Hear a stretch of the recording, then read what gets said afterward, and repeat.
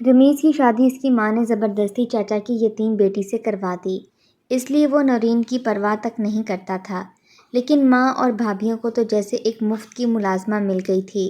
رمیز کی ماں صبح اسے جگا کر چکی کے سامنے بٹھا دیتی کہ روز کا 20 کلو گندم کا آٹا پیس۔ وہ بیچاری روز آٹا پیستی، گھر کے تندور میں روٹیاں بناتی اور ساس وہ روٹیاں بیچ کر پیسے اپنے پاس رکھ لیتی۔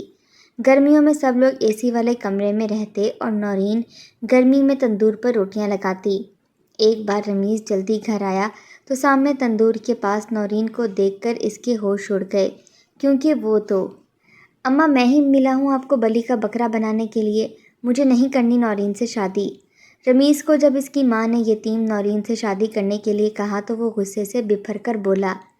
رمیز گھر میں سب سے چھوٹا تھا، ابھی کالج میں پڑھ رہا تھا، وہ ابھی 12ویں جماعت میں ہی تھا اور شادی تو ابھی اس کے ذہن و گمان میں بھی نہ تھی۔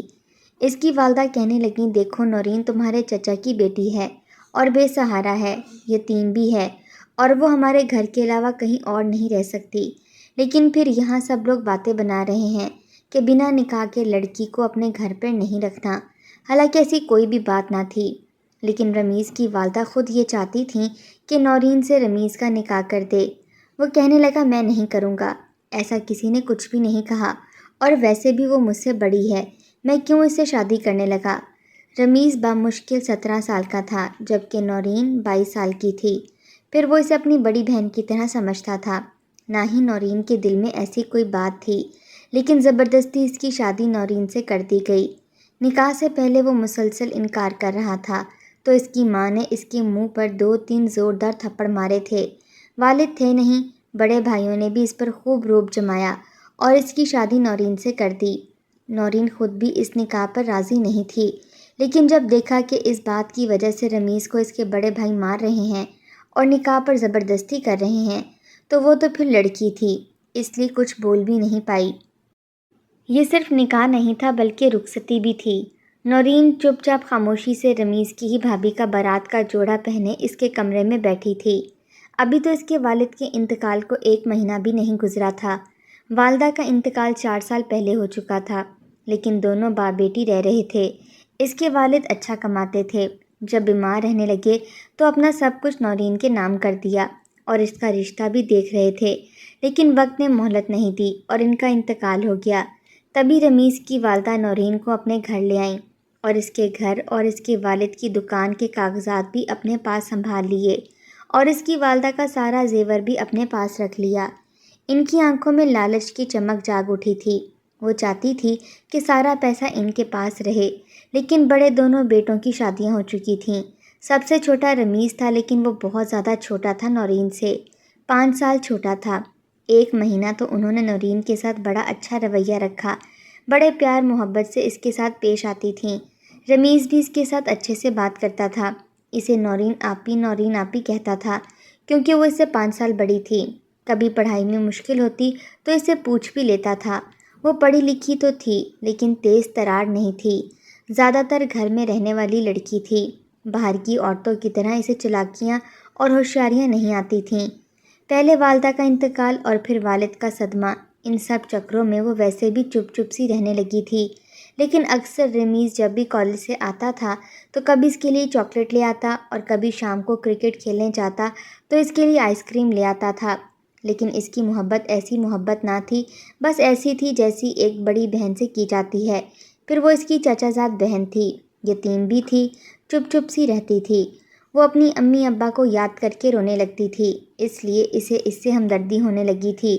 لیکن اس کی ماں نے جب رمیز اور نورین کو ایک ساتھ بیٹھے باتیں کرتے دیکھا تو ان کے شاطر دماغ میں یہی آئیڈیا آیا تھا کہ رمیز ابھی کم عمر ہے، ابھی اس کی شادی کو 7-8 سال ہیں، کیوں نہ فی الحال اس کا نکاح نورین سے کر دیا جائے تاکہ نورین کی ساری جائیداد اپنے بیٹے کے نام کروا لیں۔ اس طرح سے رمیز کا مستقبل بھی بن جائے گا۔ باقی بھائیوں کی بھی نورین کی جائیداد پر نظر تھی، اس لیے وہ نہیں چاہتی تھی کہ اس کی شادی کہیں اور کرنی پڑے۔ اس طرح اس کا سارا زیور بھی کسی اور کے گھر جاتا اور نورین کی جائیداد بھی۔ اس لیے ماں بیٹوں نے بیٹھ کر یہی مشورہ کیا کہ رمیز چھوٹا ہے، اسے دبا کر دونوں کی شادی کر دیتے ہیں تاکہ اس کی جائیداد ہمارے گھر پر ہی رہے۔ نورین سے تو پوچھنے کی بھی کسی نے زحمت نہیں کی تھی۔ جس دن اس کی ماں نے رمیز کو یہ بتایا کہ وہ اس کی شادی نورین سے اسی جمعے کو کر دیں گی اور یہ شادی دھوم دھام سے نہیں بلکہ سادگی سے نکاح کر کے ہی کیا جائے گا، تو وہ ہتے سے اکھڑ گیا۔ کہنے لگا میں کیوں کرنے لگا اپنی عمر سے 5 سال بڑی لڑکی سے شادی، اور میں تو ویسے بھی نورین آپی کو بہن سمجھتا ہوں، انہیں نورین آپی کہتا ہوں، میں یہ نکاح نہیں کروں گا۔ لیکن ماں نے 2-4 تھپڑ مارے، بھائیوں نے بھی اسے بری طرح سے جھنجھوڑ دیا، اس کا گریبان پکڑ کر اسے دھمکانے لگے کہ اگر تم نے نکاح سے انکار کیا تو تمہارا حشر بگاڑ دیں گے، ہم اپنی چچا زاد بہن کو غیروں کے رحم و کرم پر نہیں چھوڑ سکتے، جس کو بھی پتہ چلے گا کہ یتیم لڑکی ہے وہ تو اس کے ساتھ بدسلوکی کرے گا۔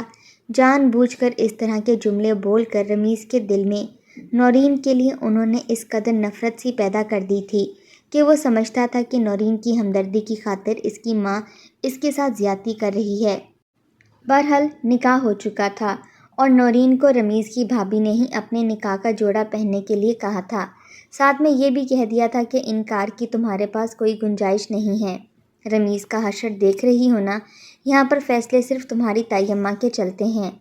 وہ بیچاری گھبرا گئی تھی، اس لیے اس نے کوئی بھی اختلاف نہیں کیا، لیکن جیسے ہی رمیز رات کو کمرے میں آیا تو وہ بہت غصے میں تھا اور اس کو غصے سے دیکھ رہا تھا۔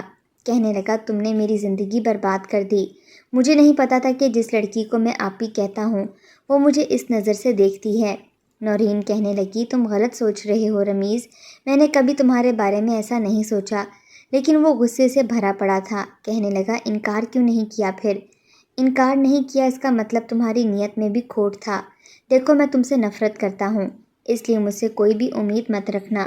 ابھی تک اس کا چہرہ تھپڑ کھانے کی وجہ سے سرخ تھا۔ غصے سے وہ بیڈ پر آیا تھا اور نورین کا بازو پکڑا اور اسے زمین پر دھکا دے دیا۔ کہنے لگا یہاں سوگی تم۔ وہ تو یہ سمجھ رہی تھی کہ رمیز سے کہہ دے گی کہ اس میں اس کی کوئی رضامندی نہیں تھی، جیسے اسے مجبور کیا گیا نورین کو بھی مجبور کیا گیا تھا، لیکن رمیز تو کچھ سننے کو تیار ہی نہیں تھا۔ اس لیے نورین نے زمین سے اٹھ کر اپنے کپڑے تبدیل کیے اور چپ چاپ زمین پر سو گئی۔ نہ سر کے نیچے تکیہ تھا، نہ اوپر لینے کے لیے لحاف تھا، اور نہ ہی اس کی اتنی ہمت تھی کہ رمیز سے کچھ کہتی۔ وہ جانتی تھی غصے میں پاگل ہے، بے شک 17 سال کا تھا، لیکن اس کی صحت اچھی اور قابل رشک تھی۔ قد میں بھی نورین سے لمبا لگتا تھا، لیکن ظاہر ہے عمر میں کم تھا اور اسے بہن سمجھتا تھا۔ زبردستی کے بندھن میں اسے باندھ دیا گیا تھا جسے وہ قبول نہیں کر رہا تھا۔ صبح جب نورین اٹھ کر کمرے سے باہر آئی تو اس کی چاچی کے تیور ہی الگ تھے۔ کہنے لگی ہمارے ہاں گندم خود پیسی جاتی ہے اور آج کے بعد چکی پر گندم تم پیسا کرو گی۔ نورین جب سے یہاں آئی تھی اس نے کبھی بھی ان کی دونوں بہوؤں کو گندم پیستے ہوئے نہیں دیکھا تھا۔ ایک بڑی عمر کی اماں آتی تھیں جو گندم پیس کر دے جاتی تھیں۔ بہرحال وہ چکی کے سامنے بیٹھ گئی اور اس کی ساس نے اس کے پاس 20 کلو کی بوری رکھ دی۔ یہ دیکھ کر نورین حیران تھی۔ ساس کہنے لگی پیسو اس کو، ویسے بھی میرے بچوں کا تو کام کاروبار ہی کم ہو گیا ہے، گزارا ہی نہیں ہے، جب تک رمیز نہیں کماتا تمہیں ہی کچھ ہاتھ پاؤں چلانے پڑیں گے، رمیز کی پڑھائی کا خرچہ بھی تمہیں اٹھانا پڑے گا۔ وہ یہ سن کر بڑی حیران تھی لیکن بولی کچھ نہیں۔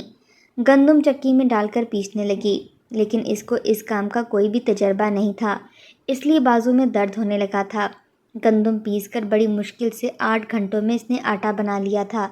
پھر اس کی ساس کہنے لگی اب اس آٹے کو گوندو اور تندور پر روٹیاں لگانی شروع کر دو، روٹیاں تم پکاؤ اور روٹیاں گھر کے باہر بھی بیچنی ہیں۔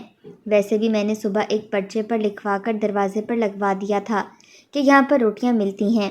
یہ سن کر نورین پریشان ہو رہی تھی۔ اول تو وہ اس طرح کے ماحول کی عادی نہیں تھی، ماں باپ کی اکلوتی بیٹی تھی، گھر میں لکڑیوں پر ہی کھانا پکاتے تھے، لیکن بنتا بہت کم تھا، 3 تو افراد تھے، تو اس کی والدہ کا انتقال ہو گیا تو اپنے اور اپنے والد کی روٹی ہی بناتی تھی، گھر کا سارا کام بھی کرتی تھی، تو اتنا کام نہیں تھا کہ وہ تھکتی۔ پھر گاؤں میں لڑکیوں کا کالج بھی تھا جہاں سے 14 جماعتیں پاس کی تھیں۔ کہنے لگی چچی میں کسی اسکول میں پڑھا لیتی ہوں۔ کہنے لگی نہیں یہی کام کرنا پڑے گا۔ پھر کہنے لگی میری بہو کی کبھی اتنی جرت نہیں ہوئی کہ میرے سامنے زبان چلائیں، آنکھ اٹھا کر بھی دیکھیں۔ یہ سن کر نورین چپ سی ہو گئی تھی۔ 20 کلو اس نے آٹا گوندھا اور پھر روٹیاں بنانے لگی۔ روٹیاں بناتے بناتے تو وہ بے حال ہو گئی تھی۔ دوپہر سے شام ہو گئی، اس کی ساس اس کی پکی ہوئی روٹیاں اٹھاتی اور باہر جا کر بیٹھ جاتی۔ باہر دروازے پر ہی لوگوں کا تانتا سا بن گیا تھا۔ جس گاؤں کے محلے میں نورین کی چچی رہتی تھیں وہاں پر کوئی بھی تندور نہ تھا۔ لوگ زیادہ تر گھروں میں ہی تندور بنا کر روٹیاں پکاتے تھے، اور جب گرمیاں ہوتیں تو گاؤں کی خواتین روٹیاں نہیں بناتی تھیں کیونکہ گرمی کی شدت سے بے حال ہونے لگتی تھیں۔ اس لیے ان کی کوشش ہوتی تھی کہ روٹی بازار سے آ جائے۔ اس لیے نورین کی ساس روٹی مہنگی بیچتی تھی اور سب لوگ خریدتے بھی تھے۔ جیسے ہی گرمیاں شروع ہوئیں، چچی کی دونوں بہوؤں نے وویلا مچا دیا کہ اتنی گرمی ہوتی ہے، اور اس بار تو گرمی کی شدت نے سب کی کمر توڑ کر رکھ دی ہے، ہم سے کھانا نہیں بنتا۔ چچی کی دونوں بہویں اس کی سگی بھانجی اور بھتیجی تھیں، اس لیے وہ اپنی دونوں بہوؤں کے ساتھ بڑے اچھے طریقے سے رہتی تھی۔ اس نے کہا کہ ارے نورین کا زیور ہے نا، اس نے کون سا پہننا ہے، وہ بیچ کر ہم لوگ اے سی لے لیتے ہیں، ایک ہی کمرے میں لگوا لیں گے، بڑا کمرہ ہے، وہاں سب گرمیوں میں سو جائیں گے۔ یہ سن کر نورین کے دل کو دھچکا سا لگا تھا۔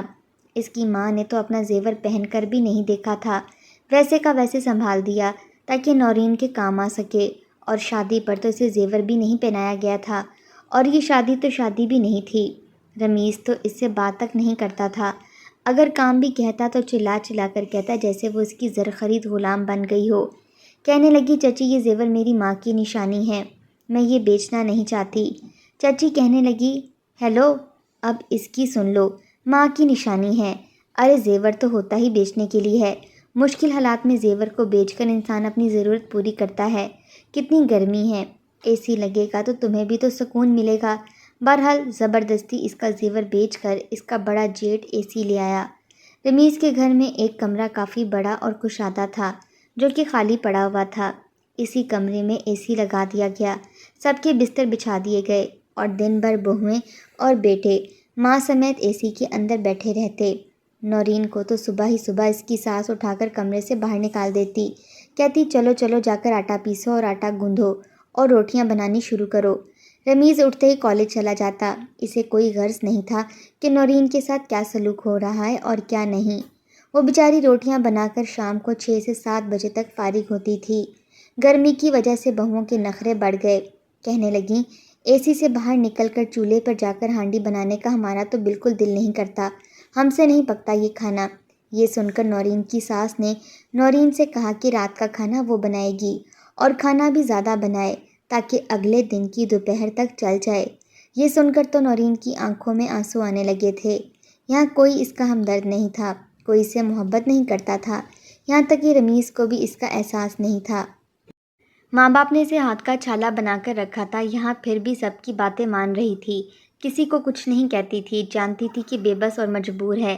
اس نے شام کو روٹیاں بنا کر فارغ ہونے کے بعد کھانا بھی چڑھا دیا، سب کے لیے کھانا بنایا، پھر اپنے کمرے میں جا کر لیٹ گئی۔ کمر میں اتنا شدید درد تھا کہ لیٹتے ہی اس کی آنکھوں سے آنسو بہنے لگے۔ رمیز اپنا تکیہ اور بستر اٹھانے کے لیے آیا تھا تاکہ اے سی والے کمرے میں جا کر سو سکے، لیکن نورین کی سسکیوں سے جیسے اس کے قدم رکے تھے، ماتھے پر بل آئے تھے، لیکن چلتا ہوا اس کے پاس آیا، کہنے لگا تم یہاں کیوں لیٹی ہو، جا کر اے سی والے کمرے میں لیٹو۔ کہنے لگی مجھے وہاں نہیں لیٹنا، میں یہیں ٹھیک ہوں۔ یہ کہتے ہوئے اس نے اپنے آنسو صاف کیے۔ کہنے لگا کس بات کا رونا ہے؟ وہ کہنے لگی تمہیں کیا؟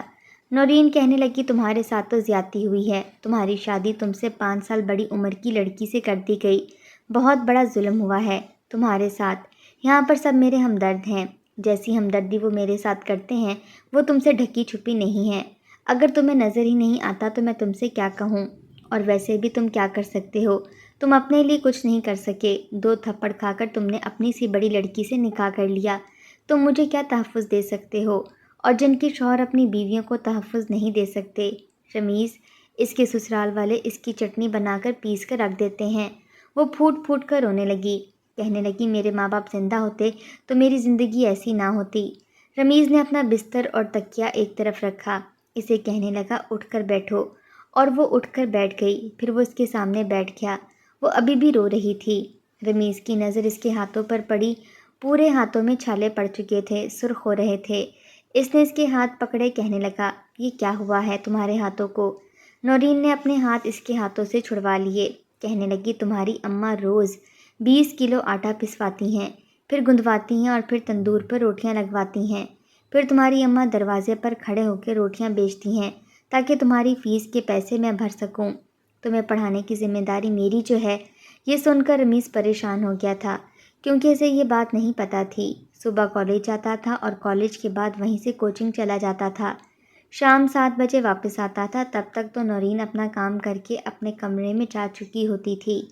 اسے تو یہی لگتا تھا کہ اس کی ماں اور بھابیاں، بھائی سب نورین کا خیال رکھتے ہیں، بس اپنے بیٹے سے ہی نفرت کرتے ہیں۔ اس کے ہاتھوں پر بنے چھالے دیکھ کر وہ چپ سا ہوا تھا۔ کہنے لگا، اٹھو یہاں سے، چلو میرے ساتھ آؤ، اے سی میں آ کر لیٹو۔ وہ کہنے لگی، مجھے یہیں رہنے دو، اے سی میں سوؤں گی تو صبح باہر نکل کر اور زیادہ گرمی لگے گی۔ رمیز نے ایک ٹھنڈی سانس لی اور کہنے لگا، میں تمہارے لیے کچھ بھی نہیں کر سکتا کیونکہ میں ابھی چھوٹا ہوں۔ تمہارے ساتھ جو بھی ہو رہا ہے زیادتی ہو رہی ہے، لیکن میں تمہاری مدد نہیں کر سکتا۔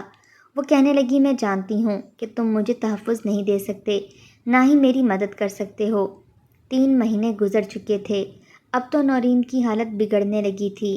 تندور پر روٹیاں لگاتے لگاتے اس کے بازو کالے سے ہونے لگے تھے۔ جب گرم گرم تندور کی بھاپ اس کے چہرے پر پڑتی تو چہرہ سلگنے لگتا۔ وہ ساتھ ساتھ آنسو گراتی رہتی، ساتھ ساتھ روٹیاں بناتی رہتی۔ سورج کی تمتماتی دھوپ میں وہ تندور کے سامنے بیٹھتی تو سر چکرانے لگتا۔ باقی سب گھر والے اے سی والے کمرے میں بیٹھے موج کر رہے ہوتے۔ روٹیاں ویسے بھی نورین ہی کھائی جاتی تھیں اور سالن بنانا نورین کی ذمہ داری تھی۔ اس کی دونوں بہویں آتی، گرم گرم روٹی اور پلیٹ میں رات کا پکا ہوا سالن گرم کر کے ڈالتیں اور پھر کمرے میں چلی جاتیں۔ وہیں کھانا خود بھی کھاتیں اور بچوں کو بھی کھلاتیں۔ نورین کی ساس بھی دوپہر کے 2 بجے باہر آتی تھیں۔ پہلے ڈٹ کر کھانا کھاتیں، پھر تندور کی روٹیاں پکڑتیں اور باہر لوگوں کو دینا شروع کر دیتیں۔ کچھ دنوں سے رمیز کا نہ تو پڑھائی میں دل لگ رہا تھا اور نہ ہی کوچنگ میں۔ اس کا دھیان نہ لیکچر کی طرف تھا۔ وہ جان تو چکا تھا کہ زیادتی صرف اس کے ساتھ نہیں کی گئی، نورین کے ساتھ بھی ہوئی ہے، لیکن یہ بھی پتہ تھا کہ اپنی کم عمری کی وجہ سے وہ اس کی مدد نہیں کر سکتا۔ لیکن آج دل میں بے چینی زیادہ ہو رہی تھی، اس لیے کوچنگ کے سر سے کہنے لگا، میرے سر میں بہت درد ہے، مجھے چھٹی چاہیے۔ اس کے سر نے اسے گھر بھیج دیا۔ جیسے اس نے دروازہ کھٹکھٹایا، دروازہ کسی نے نہیں کھولا تھا کیونکہ سب لوگ اے سی والے کمرے میں بیٹھے ہوئے تھے۔ اس نے زور سے دروازہ بجایا لیکن تب بھی کسی نے نہیں کھولا۔ اس نے پاؤں سے دھکا دیا تو دروازہ کھل چکا تھا، لیکن سامنے کا منظر دیکھ کر اس کے ہوش اڑ کر رہ گئے تھے۔ نورین تندور کے پاس وہیں بے ہوش پڑی تھی، ہاتھ میں روٹی پکڑی ہوئی تھی۔ یہ دیکھ کر تو رمیز کی جیسے جان نکلی تھی، فوراً سے اس کے پاس آیا، اسے ہلانے چلانے لگا، لیکن وہ ہوش میں نہیں آ رہی تھی۔ اسے فٹافٹ سے مٹکے سے ٹھنڈا پانی لیا اور اس کے منہ پر پھینکا، تب جا کے اس کی آنکھیں کھلی تھیں۔ اسے سہارا دے کر ہٹایا، پانی پلایا، پھر جا کے وہ ہوش میں آئی تھی۔ دھوپ بہت زیادہ تیز تھی، گرمی نے سارے پچھلے ریکارڈ توڑ دیے تھے، اس لیے اس کا بی پی بہت زیادہ لو ہو گیا تھا۔ اس نے جلدی سے اسے سہارا دیتے ہوئے کمرے میں جا کر لٹایا، کمرے کا پنکھا چلایا، اے سی والے کمرے میں جا کر اے سی بند کر دیا۔ اس کے بھائی بھابیاں اور ماں سب اس کی شکل دیکھ رہے تھے، کہنے لگے، یہ کیا کیا ہے تم نے؟ تمہیں نظر نہیں آتا کہ باہر کتنی گرمی ہے؟ دل کو کچھ ہو رہا ہے اور تم نے اے سی بند کر دیا۔ وہ کہنے لگا، صرف آپ کے دل کو کچھ نہیں ہوتا، نورین انسان نہیں ہے کیا؟ اماں آپ اس سے اس لیے روٹیاں پکواتی ہیں تاکہ وہ میری فیس کے پیسے بھر سکے۔ مت بھولیں کہ تایا ابا نے اس کے نام گھر بھی چھوڑ رکھا ہے اور دکان بھی، ان دونوں کا کرایہ بھی آپ لوگوں کے پاس آتا ہے۔ پھر آپ نے اس کا زیور بیچ کر اے سی بھی لگوا لیا، لیکن اس کو یہاں پر لیٹنا اٹھنا بیٹھنا نصیب نہیں ہوتا۔ شرم نہیں آتی؟ آپ لوگوں کو ذلیل کر کے رکھ دیا ہے نورین کو۔ اس کا بھائی رمیز کے سامنے آ کر کھڑا ہو گیا، کہنے لگا، تمہاری زبان کچھ زیادہ نہیں چلنے لگی؟ وہ کہنے لگا کہ ہاں چلنے لگی ہے، جب پیسہ میری بیوی کا ہے تو پھر اسے آسائشیں کیوں نہیں دی جاتی؟ وہ کہنے لگا کہ میرے دوست کا بڑا بھائی پولیس میں ہے اور میں ساری باتیں انہیں بتا چکا ہوں۔ یہ سن کر اس کا بڑا بھائی گھبرا گیا۔ رمیز کہنے لگا کہ میں نورین کو اس کے گھر لے جا رہا ہوں، وہ اپنے باپ کے گھر پر رہے گی اور دکان کا کرایہ بھی اسی کے پاس جائے گا۔ باقی جو آپ لوگوں نے اس کا زیور بیچ کر یہ اے سی خریدا ہے، یہ بھی اسی کے ساتھ جائے گا۔ رمیز نے ایسا ہی کیا تھا، اپنے دوست کے بھائی کو بلایا جو کہ واقعی پولیس میں تھا۔ وہ نورین کو لے کر اس کے گھر آ گیا۔ اس کے والد کا 2 منزلہ مکان تھا، اس لیے اس نے اوپر والا گھر خالی کروا لیا۔ وہاں پر رمیز کے ساتھ وہ رہنے لگی۔ اس کے ابا کی پرچون کی دکان تھی جو اس نے کرائے پر دے رکھی تھی، وہ دکان رمیز نے لے لی۔ کالج سے پڑھنے کے بعد وہ اس دکان پر بیٹھنے لگا۔ نورین نے اے سی بیچ دیا تھا اور انہی پیسوں سے دکان میں پرچون کا سامان بھروا دیا۔ رمیز دل لگا کر محنت بھی کرتا اور پڑھتا بھی تھا۔ بہت جلد گھر کے سارے اخراجات بھی اٹھانے لگا۔ نورین بھی اس کا بہت ساتھ دیتی تھی۔ آہستہ آہستہ ان کا وقت بدل چکا تھا۔ جب وہ 19 سال کا ہو گیا تب اس نے نورین کو مکمل طور پر بھی اپنا لیا تھا اور اس کے ساتھ اس کا رویہ بھی بہت اچھا تھا۔ لیکن اس کے گھر والے ضرور برباد ہو کر رہ گئے تھے، کیونکہ بھائیوں کو گھر بیٹھنے کی عادت ہو گئی تھی۔ وہ تو سوچے بیٹھے تھے کہ نورین کے باپ کی دولت رمیز کے نام لکھوا کر وہ اپنے نام کروا لیں گے اور پھر بیچ کر خوب مزے سے کھاتے رہیں گے۔ لیکن سب کچھ دھرا کا دھرا رہ گیا تھا۔ اب اس کی ماں گرمی میں تندور پر خود روٹیاں لگاتی تھی، بیچتی تھی اور اپنے گھر کو چلانے پر مجبور تھی۔ اس کی بہویں اس کے ساتھ بہت برا سلوک کرتی تھیں۔ برائی کا انجام برا ہی ہوتا ہے۔ آپ کا کیا خیال ہے؟